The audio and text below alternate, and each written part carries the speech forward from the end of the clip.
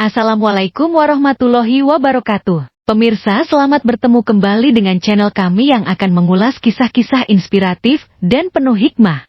Kisah Sufyan Ats-Tsauri diceritakan dari Abdurrahman bin Yakub.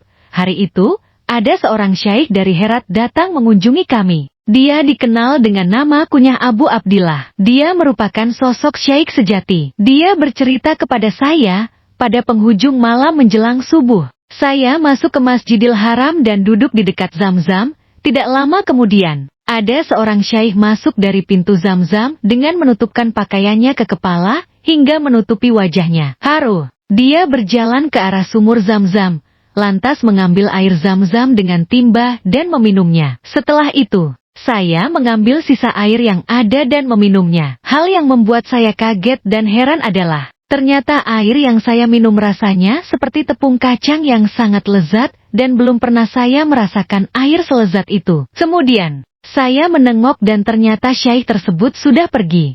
Pada hari berikutnya, di waktu yang sama, saya kembali masuk ke Masjidil Haram dan duduk di dekat sumur Zamzam. Tidak lama kemudian, tuan syaikh yang sama masuk dari pintu Zamzam, lalu mengambil air Zamzam dengan timba dan meminumnya. Kemudian, saya mengambil sisanya dan meminumnya. Ternyata, rasanya adalah seperti air campur madu yang sangat lezat dan belum pernah saya merasakan minuman selezat itu. Kemudian, saya menoleh dan ternyata tuan syaikh sudah pergi. Pada hari berikutnya, di waktu yang sama, saya kembali masuk ke Masjidil Haram dan duduk di dekat sumur Zamzam. Tidak lama kemudian, tuan syaikh yang sama masuk dari pintu Zamzam, lalu mengambil air Zamzam dengan timba dan meminumnya. Kemudian, saya mengambil sisanya dan meminumnya. Ternyata, rasanya adalah seperti air gula campur susu yang sangat lezat dan belum pernah saya merasakan minuman selezat itu. Lantas, saya langsung memegangi mantel tuan syaikh dan membelitkannya di tangan saya. Wahai syaikh, demi hak masjid ini atasmu, siapakah engkau ini sebenarnya? Tanyaku kepadanya. Saya akan memberitahu engkau siapa saya, tapi dengan syarat engkau harus merahasiakan hal ini hingga saya meninggal dunia, katanya. Baiklah, saya berjanji, jawabku. Saya Sufyan bin Said Ats-Tsauri, jawabnya. Kisah Syakik al-Balkhi dengan Musa al-Kacim. Hisham bin Hatim al-Asyam bercerita kepada kami bahwa ayahnya, Hatim al-Asyam bercerita kepadanya bahwa Syakik bin Ibrahim al-Balkhi berkata, waktu itu, saya pergi haji dan singgah di Qadisiyah. Saya melihat begitu banyak orang yang akan pergi menunaikan ibadah haji, menyaksikan bangunan-bangunan dan tenda-tenda. Lantas, saya berucap, Ya Allah, mereka semua adalah orang-orang yang datang memenuhi panggilanmu. Maka jangan biarkan mereka kembali dengan tangan kosong tanpa memperoleh apa-apa. Haru, saya melihat seorang pemuda tampan dengan kulit berwarna coklat. Dia mengenakan baju luar yang terbuat dari bahan bulu dan menyelubungi tubuhnya dengan mantel, sementara kedua kakinya mengenakan sandal. Dia duduk menyendiri. Dalam hati, saya membatin, pemuda itu adalah orang sufi. Sepertinya, dia ingin menjadi beban bagi orang-orang dalam perjalanan. Saya akan menghampirinya dan menegurnya, agar tidak berbuat seperti itu. Lantas, saya berjalan mendekatinya. Ketika melihat saya datang menghampiri dirinya, maka dia lantas berkata, Wahai Syakik, jauhilah kebanyakan purbasangka, kecurigaan, karena sebagian dari purbasangka itu dosa. Kemudian, dia berlalu pergi meninggalkanku begitu saja. Dalam hati, saya bergumam, ini luar biasa. Dia menyindir pikiran yang terbesit dalam hati dan benakku. Bahkan dia juga menyebutkan namaku. Dia pasti seorang hamba Allah yang soleh. Saya akan menyusulnya dan meminta maaf kepadanya.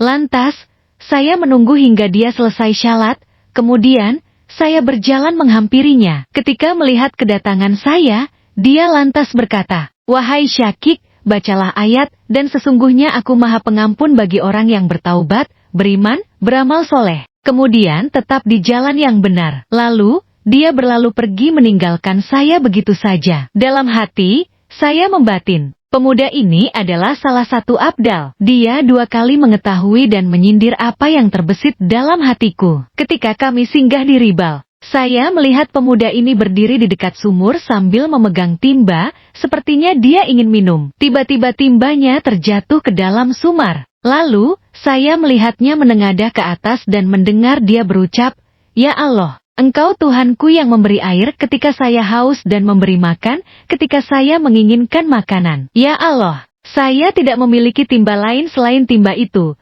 maka janganlah Engkau membuatnya hilang dariku. Sungguh demi Allah, saya melihat air sumur itu tiba-tiba naik ke atas. Lalu, pemuda itu menjulurkan tangannya dan mengambil kembali timbanya, lalu memenuhinya dengan air. Kemudian, dia berwudu dan sholat beberapa rakaat. Kemudian, dia beranjak ke sebuah gundukan pasir, lalu mengambil segenggam pasir dan memasukkannya ke dalam timba yang dibawanya, lalu mengocoknya dan meminumnya. Lalu, saya berjalan menghampirinya, menyapanya dengan ucapan salam, dan dia pun menjawab salam saya. Saya berkata kepadanya, "Tolong, beri saya makan dari sisa nikmat yang telah Allah berikan kepadamu itu." Wahai Syakik, nikmat Allah terus mengalir kepada kita, baik nikmat lahir maupun nikmat batin. Untuk itu, berbaik sangkalah engkau kepada Tuhanmu, katanya kepadaku. Lantas, dia menyerahkan timba itu kepadaku, lalu saya meminumnya. Ternyata, isi timba itu berubah menjadi sawik bercampur gula. Demi Allah, saya belum pernah meminum sawik selezat